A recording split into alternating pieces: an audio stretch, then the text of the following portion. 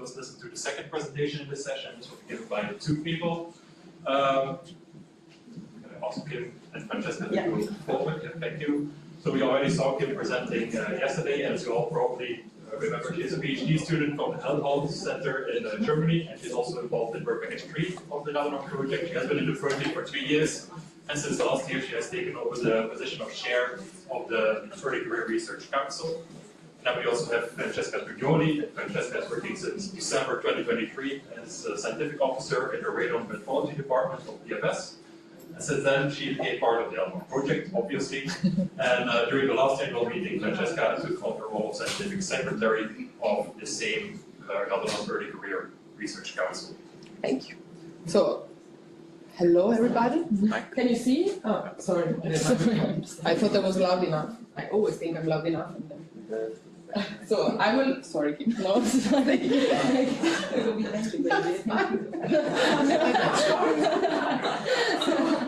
I will talk about the reflections on RadoNorm education and training activities and the perspectives from ECRs. So what is ECRs? Early career researchers. So basically us, but not only, there are many here. And yeah, who we are, Robbie already said it.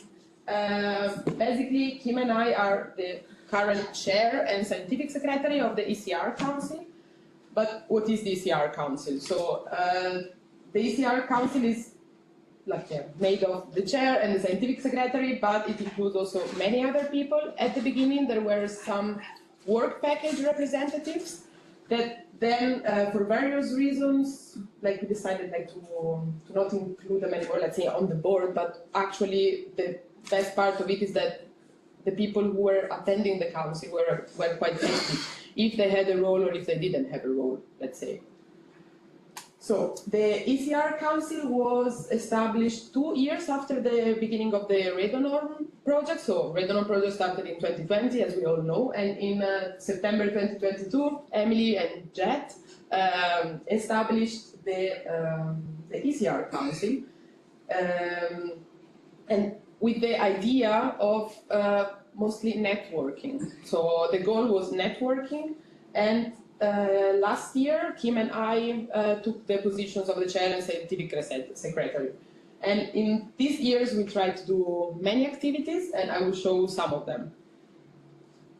So, yeah, we had many online meetings, and I joined the project quite late, as we said before, but what I've been told is that it was really, really nice to have these online meetings, because they were a safe space for young researchers to talk about their topics, like their research, and also ask questions about other research, like about the work of other researchers, young researchers, also maybe basic questions that sometimes, like in a conference where there are many experts, you're a bit shy to ask, or yeah, you don't feel so confident, and that was like a really good space to have this opportunity, and also like to be a bit less shy and maybe like try next time to actually then ask questions during the conference. And then we had 3 webinars. They were 2 were about the reference manager, like online reference manager, and 1 was about epidemiology. And then also 3 training courses. I will talk about that later, so I will not focus. What I would like to emphasize is the fact that all these really nice activities that we did, I think actually the best part was the networking part. And when we talk about networking, of course it's useful for our career and so on, but I think it's also really nice for human connections. And sometimes you can even find some friends here, right? Kim hates me so much for this slide, I love it. Great, please remove it. You take it. So, about the training courses. We organized 3, so the former, Emily and Jet organized 2 of them, and Kim and I another one, and they were in very nice locations, as you can see, so Stockholm, Prague, and Granada. The first one in Stockholm was about the transdisciplinary communication in RadoNorm, and as we now heard a lot from Tanya, communication is really, really, really important. So what I've heard, I was not part of the project, so I didn't attend, but what I've heard a lot about people who attended, that it was really nice because it was really interactive, and also gave important, it helped on, for example, how to use social media in a better way, but also how to communicate your results. So, for example, if someone is doing like a really nice PhD, for example, and he has amazing results, but then you cannot communicate them, then it's a bit like it has definitely less impact than someone that can actually communicate in a more efficient way. So it was really, really helpful for that part. Then there was the course in Prague was about career management and perspectives in RadoNorm. And before I was asking around again, what was this course about? What was like the most important thing for you? And someone said it was basically a course about life because it was like they were teaching like basic stuff that it's actually not basic because nobody actually teaches you. So writing a CV or like how to apply for grants, how to write these kind of applications, and also about stress management, like things that are actually like really helpful, but there are not so many courses, at least like at university, for example, it's not so common. So it was really good to have such a thing. And then the last one was organized by Kim and I in Granada, and as you can see, there was also Antonio organizing the course, as you can see in the cartoon generated by AI, because the course was about AI in science. So this is how our outcome. And it was also really interesting. It was quite basic in the way that was really like explaining the basic of AI and how we can use it at work or in private life as well. And we also had an interactive part where, for example, as you can see in the picture there above, like the trainer was actually showing us how to train generative AI, for example, for literature research, and also to check the accuracy of this result. Other than the training courses and the other activities, of course, we met in presence, and it was really, really always nice. And we met during the annual meeting. So the first time we had a panel session, the second time a speed networking event, and the last time a dinner. But no, not only. We actually also had a feedback session. And about the feedbacks, actually now Kim will talk. So, please. Thank you. Okay, so thank you, Francesca. Yes, so Francesca already mentioned, I would like to take the opportunity now to tell a little bit about our experience, how it was perceived by us, but also by the other ECRs. We took the opportunity yesterday to have a survey to get some more feedback that we can also pass on to everybody now. First, coming back to the slide that Warren already presented, one of the things that were perceived really well were the travel grants. One thing, I don't know if you mentioned it, what I thought was also really nice to see is that you can see that the travel grants really increased with time. And this was something explicitly mentioned, that it's also really nice that we were encouraged to use the travel grants. And I think this also made a difference, because what I heard from people is that sometimes there are opportunities for travel grants, but sometimes you feel like if the chance is not very likely to get it, then it's maybe not worth the effort. So it was really nice that we were explicitly also encouraged by the board to use these travel grants. And also, what is maybe also different to other programs is that towards the end of the project, these more extensive travel grants were introduced that also allowed research stays or attending international conferences where the normal travel grant may not have been enough.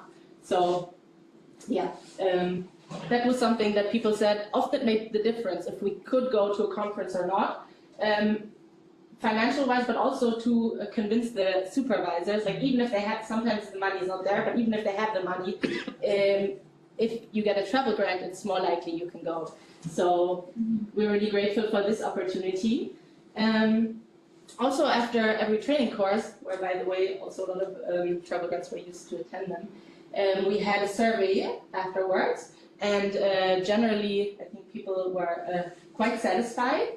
This is a survey result from the last training course in Granada, so most of the people were really happy. Some were not so satisfied, and what we found out in the survey was that it was usually about the expectations they had to the course, and they sometimes could not be met because of the different backgrounds, and that is the topic that I want to come back to later. So it can face a challenge, but also, on the other hand, it's really nice to have this opportunity to be able to network with people with such different backgrounds, and some a quote from one of the training course reports, that it's really also a unique opportunity that a lot of us don't have in our home institutions, in our working groups, where we are more in our research niche. So, like I was mentioning, it is really nice on one hand that the RadoNorm project has these different work packages, but yeah, as most of you know, sometimes it's already hard to find common grounds when you're all physicists or coming from natural sciences, but then also taking into account that we have these social aspects which are really, really important, but it just makes it a little bit harder to find a common topic. So in the beginning, when we were trying to find training courses, this was something where we had to find our way, and we found that soft skills, which maybe sometimes are not perceived so well, but that's some thing that we find very important, and that is also needed. And I also got the feedback that that's something that's also missing at the university sometimes. These more, because when you're in your research niche, there's always some opportunity to learn more in this field, but there's not always the opportunity to learn how to communicate, to learn how to write grants, and this is something that is also useful for your own research later on, but maybe not directly offered. So, yeah, one other aspect was that even though a lot of people were engaged and were happy with the council, there was also a considerable amount of people that actually didn't attend any of the ECR sessions or meetings. And so we wondered why. Of course, we cannot answer this question without bias, because the people we ask are usually, or the people that answer the surveys are the people that are already more engaged. But one of the few reasons we found was, first of all, that the council wasn't created at the beginning of the project. So sometimes when PhD students, they have 3-year contracts only, or 4-year contracts. Then when the council, or this first training course was in the 3rd year, then it was already in the late stage, and that's often when students tend to get quite stressed and maybe prioritize other things.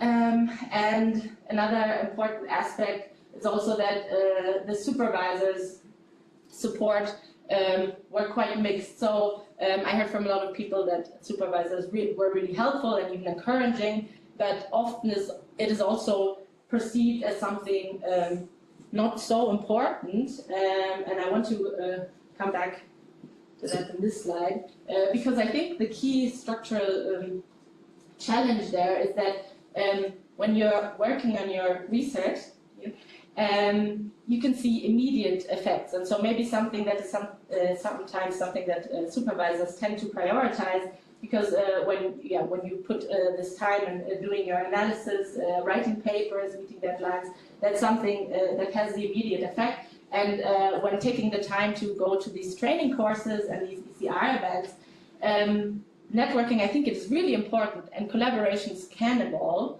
and but it's always a little bit on a later time point. And also this training, this on career management and everything. And AI and science, it's becoming a more and more important topic, but not all of us use it in our research. More and more people use it in their daily life, but it's something that tends to maybe become important more later on. And so one suggestion might be that instead of just having a direct supervisor who is also very focused always on the short-term benefits, is to have more an external person that also encourages this kind of long-term development. So we also asked where ECRs are going after the project yesterday, and it was actually really nice to see that at least all of the people that answered are staying in radiation protection. So a lot of people found jobs in their home institutions or in other institutes, and I think that's something that cannot be taken for granted. People that did not find something still wanted to stay in radiation protection, either in academia or industry. But of course, this is also a little bit biased again by the people who attended the meeting. And from what we heard from others, it's always also a problem that some people want to stay in radiation protection, but the stability, not something just in radiation protection, but in research in general, is not given so much. So you have to change locations often. Contracts are limited often. So that's also one structural problem that young scientists face. Yeah, and as Warren also mentioned, and Emily will talk about more in our panel discussion afterwards, we're also really happy that after the project ends, this network is not going to fall apart because there is a continuation. And yeah, I think that's something we can also be really proud of and look forward to. So to conclude, I think I only have a minute left. Yeah, one thing we just wanted to mention, also talking, one of these soft skills that we developed during our time as ECRs is these kind of organizational and leadership skills that we really got by organizing these training courses. And if we want to stay in research and maybe at some point lead a working group or something, they will be important, but we don't learn them anywhere else. So that was also a really useful opportunity. There were some research days and collaborations even between the ECRs, and we are really happy to have this support network. In the panel discussion, we will also be happy, now that we gave our side of the things, how did you perceive our time as in the ECR Council? Do you have any ideas what we could do better? We would be very happy to discuss that. And I want to take 1 minute, even if I'm late, to thank you. This might not be the best picture, but we are really grateful for this opportunity that we got to have this ECR Council, to organize these training courses. Warren, you are always such a great support. You are always part of the team, but you're also a person that we could always ask any questions. You always knew the answers. We are also really grateful for Balázs for this. I think everybody agrees that this was such a nice final dinner yesterday and such a nice final meeting. Also, thank you to Tanya and the rest of the board. Also, Andre, thank you so much also for your support in Stockholm. Yeah, we do not take it for granted, and we are really thankful.